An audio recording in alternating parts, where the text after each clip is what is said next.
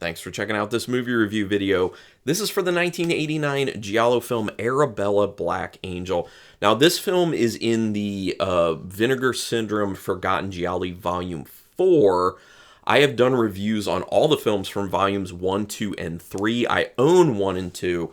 I still need to buy 3. We'll see about 4 because this is not a great start, to be honest. But I assume that they had better ones thrown in there as well if this one's this bad. Yes, I said this is giallo. Technically, it is giallo because it is Italian-made, and it has the black glove killer, it has the sexuality, even though the sexuality is dialed up way past anything I have ever seen in a giallo film before. It was basically feeling to me like this was just mainly like porn in essence, and they were kind of like, oh yeah, but there's like a little bit of story, like it's kind of giallo-ish. But, yeah, it's very porn-y, in my opinion. And that's what it seemed like it was basically about. So this one was directed by Stelvio Massi, who also did Taxi Killer, Emergency Squad, Blood, Sweat, and Fear. I like that one. And Speed Driver. It was written by R. Filippucci. No credits. No other writing credits. The writing of this speaks for itself. I mean, there really isn't script writing there for the most part. Also, quick disclaimer, having like some sinus issues today, so if I end up like clearing my throat a bunch or having a cough or get some water, my apologies. That's what's going on. Anyway, this film is hardcore 80s out of the gate with the music very, very 80s, even though it's the end of the 80s, and Arabella with how her hair is done, or I'm sorry, Deborah, with how her hair is done, and also how she's got those like big hoop earrings as well. She's very of the time. It really sinks you into the 80s feel within the film. The other big thing is they're like, look, giallo, giallo, giallo, because she's drinking and driving, and she's drinking out of a pint of J&B, because as we all know as giallo fans, you gotta have J&B, although I have seen some giallo films and reviewed those on the channel that didn't show any J&B, and I was very disappointed in that. So even though I didn't like this giallo, at least it showed the J&B. So points for that, I guess. Even though it's not great. I'm sure there's someone out there that's a fan of this film. I would love to know. Put it in the comments if you're a fan of this film because of the actual story. Because really, I mean, like I said, it's very much about the sex. There really isn't much of any character development. The characters are very flimsy. And, I mean, yes, there's a plot to it. Yes, there's, like, actually a killer out there. But they don't really get too deep on much with that. Yeah, it's very light on things. The nudity and sexuality hits quick with the sex party palace that Deborah ends up going to. It makes you wonder if this is actually porn. Yeah, immediately you start questioning yourself. You're like, wait, is this just said to be a giallo film, but it's actually pornography, or is this just the level we're going to get? Like, what is going on? Because they immediately get to this sex party. They immediately follow Deborah and this reporter. Was he a reporter? I assume he was a reporter, was taking pictures of Deborah following her. I'm not sure I caught, like, why. I'm not sure it was even discussed, to be honest. I don't even think there was a why to it. They're just like, this is happening. And so just accept it. Excuse me. Kind of like with the whole film. Sorry, real quick. The whole film's just like, accept it. Like, this is what's going on. Just accept it. How much do you need to pay for admittance? Because it isn't said. That was my question. This sex party at this very large establishment, how much do you have to pay? Is it based off of what you're planning to do there? Because the person in the front who's like collecting the money, like saying what, pay for your sins now, which is kind of a funny line. I did enjoy that, but they're not saying like how much you need to pay. Is it just like a donate whatever you feel like type thing? Because that's kind of what it seems like. Just, something that made me think a little bit past the film. Just got me going. This movie is pretty depraved with getting right into the assault by the cop.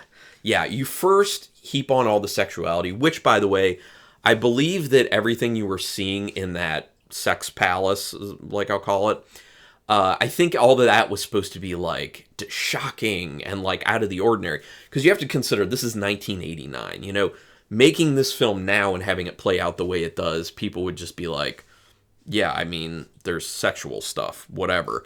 But back in 1989, someone seeing this, and especially seeing what's going on in the Sex Palace with, some S&M going on, and, woman on woman and everything, people would be like, oh my gosh, it's so taboo. Oh my goodness. So it plays differently back then than it does now, but you can tell they were trying to go for a little bit of like a shock value with the sexuality at play here. Oh yeah, and then they just get right into the assault. DeRosa, the police officer, assaulting Deborah after she was in the place. And then the cops just like show up and break it up, I guess. But it's weird because it seems like it's kind of like in the middle of nowhere. So I guess they got a tip. I don't know. Frank doesn't seem like the life of the party. He just lifelessly types. Then he explodes at his wife over basically nothing. He gets mad at Deborah for no real reason. He's a paper-thin character, obviously. I mean, the guy's just, yeah, he's something. Very paper-thin, very one-mode. He's just mad at everything. I don't understand the whole situation where it's like he's pretending to be handicapped. He's pretending to be wheelchair bound, and he's also mad about it. So I don't understand like his level of anger with being wheelchair bound when he's not actually wheelchair bound. Like he's making this choice. It seemed, I guess, to me like he's just like trying to put himself in a very like tormented mindset so he can get better writing. Like that's what it seemed like. So I feel like the anger that he's throwing, especially at his wife, is very unwarranted in my opinion. Although I'm wondering if his mother is aware of what he's doing, because she does make a comment to Deborah about he's not going to be this way forever. I don't know if anyone else caught that, but in retrospect, I'm wondering if that's insinuating that the mother actually knew that he was faking it. Plus, I don't understand how the wife wouldn't know that he was faking it. Because wouldn't he have been in the hospital? Wouldn't the doctor have basically said, yeah, he's not going to be able to walk or something? I don't know. Maybe I'm going too deep. I'm going too deep, most likely. So Frank became disabled from getting roadhead. This just reminds people, don't play games with car safety. I understand that something like roadhead sounds very enticing, but that's not a great idea. And this film should just be the example. They should show this film in high schools when they're doing sex ed, or at least just that clip from it, and say, look, don't get roadhead. Bad idea. This is why. Although in the end you find out he wasn't actually, wheelchair bound. But whatever, DeRosa truly abuses his position as a police officer. Even after assaulting Deborah, he comes back demanding more from her. So it's particularly disgusting as far as the film goes.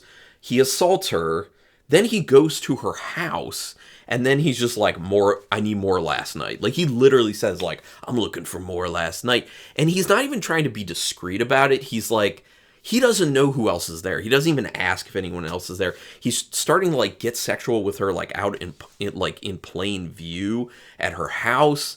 But then all of a sudden it flips. You can tell this was written by a man. Because it flips because then all of a sudden she's into it. She's into the person who assaulted her now getting it on with her. And I'm just... Because I also assume... Because she seemed very into it. And I assume when she actually kills him, she just did it because she saw that Frank saw. And she was like, oh crap, I have to hurry up and act like I'm being assaulted right now. When I'm actually really into it. Like, you do get the idea that she's into it, which, once again, really does point to the fact that this was written by a man, that a woman's just basically going to just be into everything, basically, or whatever guys want. It's... ugh. The music while Deborah and DeRosa are getting it on is awful. It was horribly annoying music. I hated it. The music in general in this isn't terrible, but during that particular scene, it was horrendous. I don't even remember exactly what it was about that song. I blocked it from my memory because it was that traumatic, but the scene too, let's be honest. But Frank doesn't seem to react properly to A, Deborah getting it on with some random dude, and B, her killing him with a hammer. He doesn't react like at all. At all. And that's such a weird thing. Like, he should be either pissed or surprised or freaking out or something. I mean, even if he's fine with her getting on with other guys, because you kind of get the idea that it's not that big of a deal for him, even though Deborah then says, like, oh, I'm not going to do it again. Because she confesses what she'd been doing because she wasn't really being satisfied in the sack, which was all Frank's fault because he was pretending to be paralyzed. He could have been satisfying her all along and all of this could have been avoided, but, you know, thanks, Frank. So he does, like, he's into her, like, getting it on with other guys, and we know this especially towards the end, where he, like, shows up and he's just, like, watching her get it on. And he even, like, with DeRosa, he's watching for a while. Like, he's just watching, he doesn't say anything, he doesn't burst in there, nothing. But then the fact that, like, she murders him, and then he's just like, oh, we'll just have to, like, get rid of the body. It's like, what? So, terrible character. Like, we've already talked about it being bad writing, but, you know. The photographer's death with the scissors, lame. All the deaths with the scissors, lame. Using scissors as a murdering weapon, okay, but only if there's good enough gore and viscera, and there isn't. This is terrible. The kills are awful. That's one way to waste an entire bottle of bubbly wubbly, as the random dude calls it. When Deborah's getting it on with the guy and she has a champagne bottle and just, like, douses herself with it, I was like, that's wasting. Like, don't you want to drink that? Especially if it's, like, not cheap. I mean, if it's super cheap, okay, I guess, but, like, I guess I'm just not someone who gets into, like, pouring things on myself, especially when it's going to become pretty sticky. Yeah. Just saying. I don't know. But I also found it really funny the guy calls it bubbly wubbly. So I'm just going to refer to him, although I won't be talking about him long, refer to him as the bubbly wubbly dude. Note that while Deborah is getting it on with the bubbly wubbly dude, you see his song and oh my god, autocorrect. You see his dong, his member, and it is 100% flaccid. That's the thing. You see a lot of nudity in this film, but if you pay attention, the part where they're supposedly actually getting it on, you end up seeing his whole package at one point, and he's 100% flaccid. No excitement whatsoever, not even half a chub, nothing. So I'm like, this is a continuity issue right here. Like, this is a big issue right here. Because if the whole film is about porn, if the guy's getting it on with her, he's got to have a heart on. Like, he's got to. I don't know. I don't get it. Another lame scissor death ends up happening. There has to be some... At that point, I thought there has to be some significance to the actual scissors. And in the end, I do believe it was kind of pointing at Frank's mother as the killer because it's something found in the house. Like, it's not anything special. And I guess... I don't want to... I want to say, like, you would tie, like, scissors to a woman as a murder weapon back during 1989, potentially. You know what I mean? Just saying. The amount of time spent on the package detachment is pretty funny. When the guy gets, like, his full flaccid package just cut off, the amount of jokes that are told about it, I actually did like. That was kind of funny. The amount of times that they see that was probably actually the best, like, practical effects gore in there, and it's not even that good when they're just showing that, like, his package is gone. They were very proud of that scene. Let's just say that. They kind of, like, languished in it for a while. They're just like, we're so good at this. Well, no, you're not. We all know the reason for the cooter stab dream. It's not for plot. The inspector, who we then find out is actually Frank's sister, or half-sister, as she says, she has that terrible dream where she's, of course, naked, of course, because there isn't already enough nudity and sex in it, and then she gets attacked, and she gets the scissors in the cooter, which is very a la What Have You Done to Solange? Just saying, there's a murder in What Have You Done to Solange that's like that, and I'm wondering if it was just stolen from that. I'm assuming so. Not nearly as impactful or good. Deborah, you're dumb, but I love you. One of the best quotes from Frank in the film. I was just like, wow, this guy is a grade A husband. He literally said, Deborah, you're dumb, but I love you. Oh my gosh. I don't know. Maybe, I'm assuming he's not getting some, even if he, if he was able to walk, even though he actually could, I assume he wouldn't actually be getting any because he treats Deborah that way. Real quick. Getting real dried out. The inspector says she has a dark past. that's supposed to make you believe that she could be the killer. Nothing's really expanded upon with her dark past. And between her saying that, literally saying that she has a dark past, and those kind of like terrible nightmares, very violent nightmares she's having, and when she shows up to the first crime scene that she works, and she's like seeing blood come out of the faucet in the bathroom, that's supposed to make you believe that there's something going on there. And in giallo films, they typically want you to think if someone's not mentally all there or kind of unstable, they could easily be a killer. So this is a red herring moment for the inspector. The person calling and disguising their voice is pretty funny to me. You can really tell it's a woman who's disguising their voice, and they're not doing a very good job disguising their voice. So that even solidified it further for me to think that it was the mother. I actually did guess very early on that the killer would end up being Frank's mother. It's not a bad twist, it's just that, I don't know, I felt like it wasn't covered up all that well. Also, they could have like introduced more characters and had stronger red herrings going on instead of the very lame ones that they ended up having. I like how the mother walks in on Frank going down on Deborah, and she kind of just hangs out for a bit. She's kind of just there. Just like Frank, when he found her with DeRosa, the mother shows up and she's like, yes, conolingus. I remember that. And she's just daydreaming. She's like, I hope my son does it the way that his father used to. You know, it's something like that, and it's just like, I'm surprised they didn't say that because of how this film goes, to be honest. But, yeah, that was a scene. The scene with the other lady inspector following the voice of the killer in the dark park made me laugh. The way the killer kept saying, liar, liar. Hilarious. I actually laughed when I was by myself, laughed out loud. It was very nice. I love laughing at terrible films. This one didn't give me enough of those moments overall, but that was one of those moments, thankfully. Got something. Slight twist that Frank's mother is also the inspector's mother. That this is half-sister. Slight twist, but I don't really understand the significance of it because they don't really take it anywhere. They're just like, and here's this twist. You didn't expect that this is actually Frank's half-sister. But it doesn't really have any impact on anything. It's just like, oh, okay. Okay, I don't get it. Frank can walk, and his rationale for faking it is totally nonsensical. That whole thing where he's just trying to get into that mindset to write a better book, which I guess in the end, he achieved it. Even though he ends up dead, he achieved writing a better book because they say something basically and insinuate as well that his latest, the Black Angel book, is selling like hotcakes. So, you know, I guess at that point, Deborah's pretty set because she's going to have a lot of money. Although it looks like they had a good amount of money in the first place. I mean, like they have that gate out front and everything.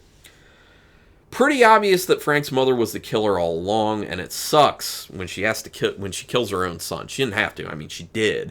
She accidentally killed her own son, and that is kind of one of those moments where you're just like, ooh. So that worked a little bit, but, you know, the overall film being terrible, like, it minimizes the impact of stuff like that, to be honest. Is the guy at the end DeRosa? If so, how is that possible? When she goes back into the sex party palace that she was in the beginning of the film, and she sees that guy that she's like really looking at, and then they, you know, start getting it on. He looked like DeRosa to me, but am I incorrect that was supposed to be DeRosa? In which case, A, how is it DeRosa? Did she actually not kill him? There was some sort of other plot at play here, or B, was she just seeing him there because that's who she was like desiring at that point? I don't know. Any theories on that, go ahead and put in the comments. I don't know. Not like this film is really worth putting the time into figuring that out, but, you know, if you want to say something about it. I'm sure they didn't have much to work with in the first place, but the English dubs are really bad, which added to the laughs at times, though. That is the nice thing about it. The terrible English dubbing really did help me get more humor out of the film, although, like I said, I still did not enjoy the film all that much. I probably wouldn't watch it again. Yeah, but like I said, like they probably didn't have a whole lot to work with in the first place, the people doing the English dubs, so I appreciate that it's ridiculous, that it's over the top and terrible, because it just adds more levity to the situation. I have never seen a giallo with this much sexual content. And I thought Slaughter Hotel was the most egregious. No, it's been usurped now. It was no longer Slaughter Hotel. When I talk about giallos that try as hard as possible not to be giallos because it's all about the sex, I will talk about Arabella Black Angel. So, out of 5 stars with half stars in play, this gets half a star. Literally just half a star because there's nothing great. I will say the way it's shot wasn't bad. Like, directorially, cinematography-wise, it's not bad. But it's terrible. It's a pretty terrible film, so half a star. Like I said, I hope the other 2 giallo films in the Forgotten Gialli Volume 4 by Vinegar Syndrome are better, because then I will pick it up. Because, like, I kind of want to have the whole collection at some point. But if the other 2 are stinkers, I'm not going to get it. Because, you know, it's a waste of money, obviously. But would love to hear everyone's opinions on Arabella Black Angel. Go ahead and put it in the comments. Love it, hate it, in between. Especially if you love it, I would love to hear why. And it may have to do with the sex and nudity. And that's fine. Like, that's your opinion. That's totally cool. You can let me know. I like hearing differing opinions. But do me a favor, hit subscribe to my channel if you haven't already. I would greatly appreciate that. That's your best way to repay me for putting out free content for you to watch. Also, hit the notification bell button, because then you'll know when I'm putting up new videos, which I'm doing at least 3 a week, sometimes 4 a week, based on Shudder, screeners, that stuff. But regardless, thank you very much for taking your time to watch this video, and until next time, keep it brutal.